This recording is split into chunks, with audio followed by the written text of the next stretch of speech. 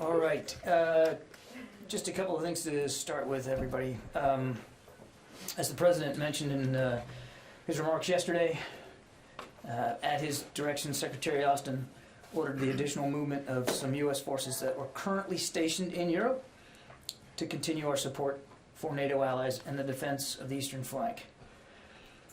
These forces, comprised of aviation element and some ground forces, will move inside the European area of operations to NATO's northeastern and southeastern flanks in the coming days, and we expect them to be in place later this week.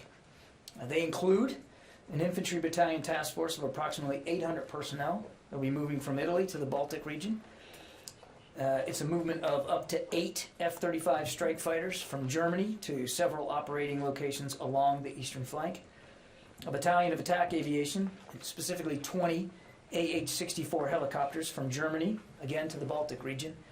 And an attack aviation task force, which is 12 AH-64 helicopters, will move from Greece to Poland.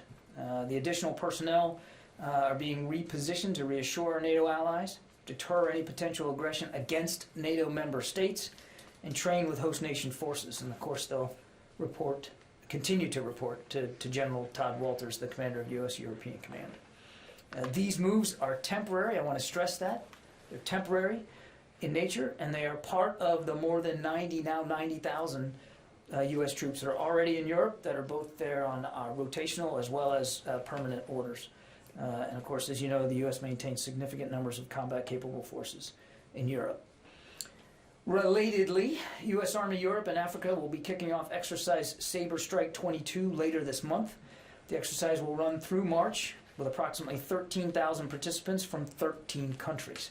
Sabre Strike has been held every 2 years since 2010. This is the next year for it. It is scheduled during the wintertime to help demonstrate the ability to operate in austere conditions. The 5th Corps, Army 5th Corps, will provide command and control for the exercise.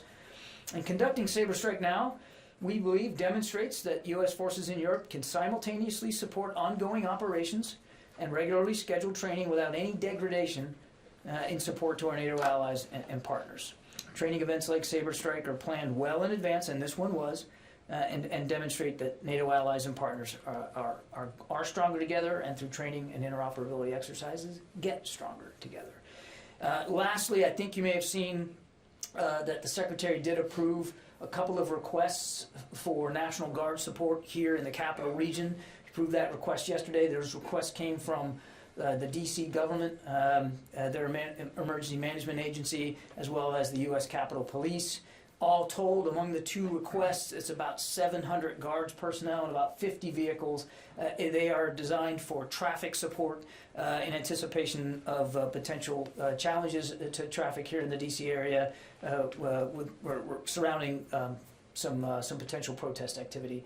I want to stress again that it's a relatively small number here, about 700, and they will be supporting traffic support needs. That's their goal, that's their mission.